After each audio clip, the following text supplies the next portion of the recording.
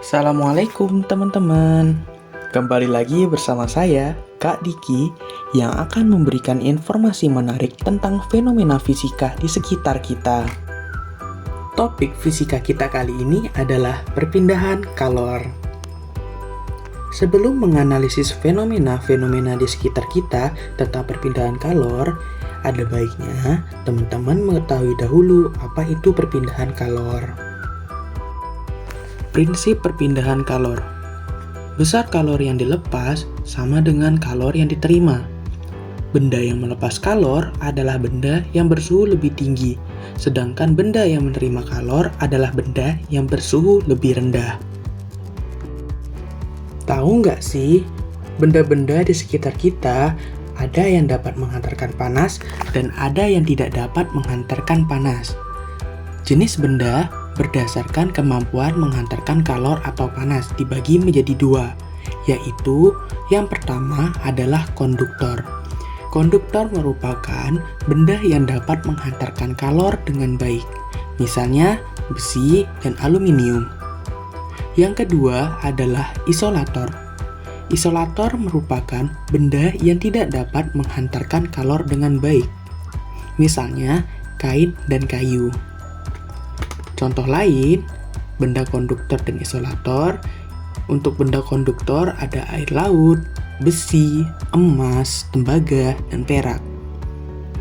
Untuk yang isolator, contoh lainnya ada kayu kering, berlian, oli, karet, dan gelas.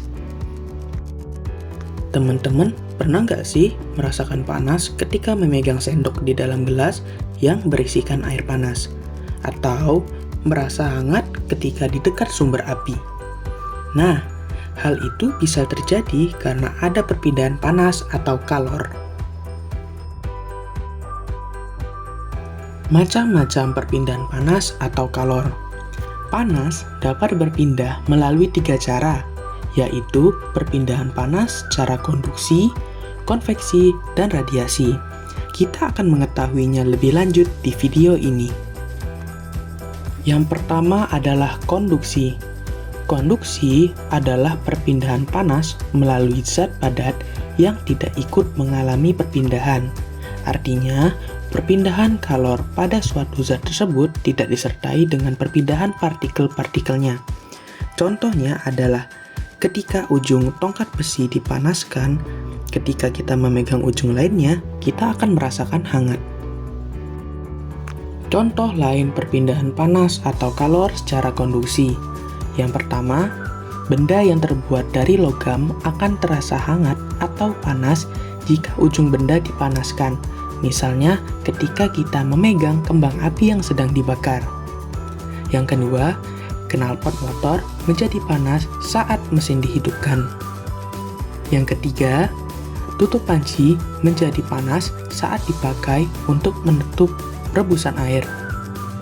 Dan yang terakhir, sendok besi yang ikut panas setelah digunakan untuk mengaduk teh panas.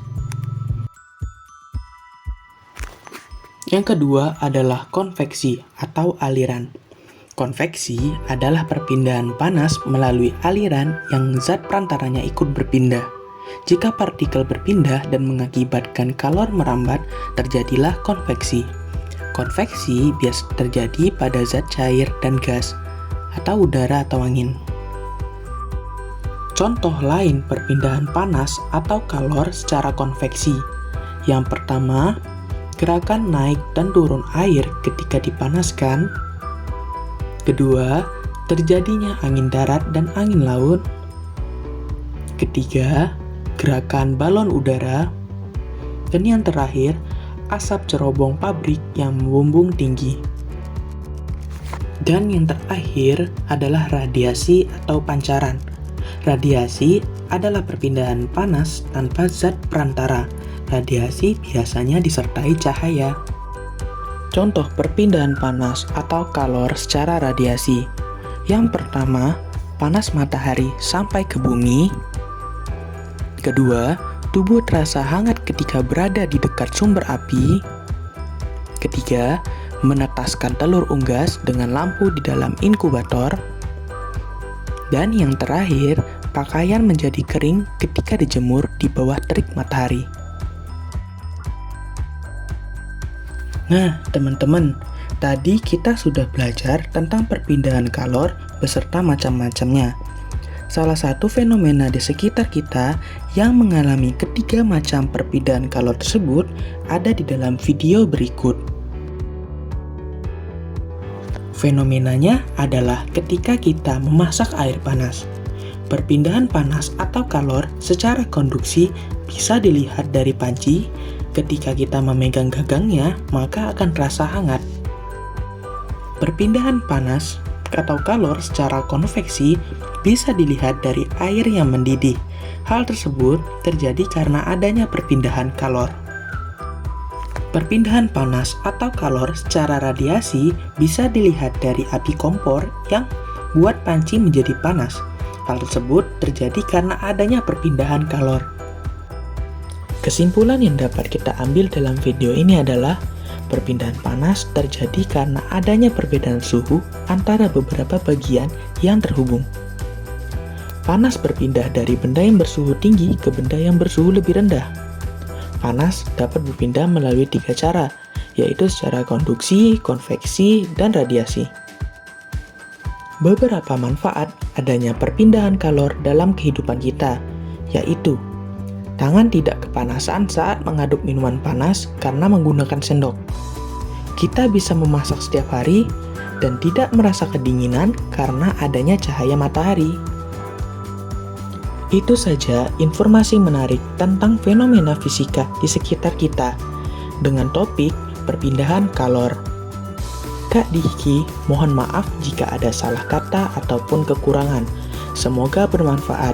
Terima kasih. Assalamualaikum warahmatullahi wabarakatuh.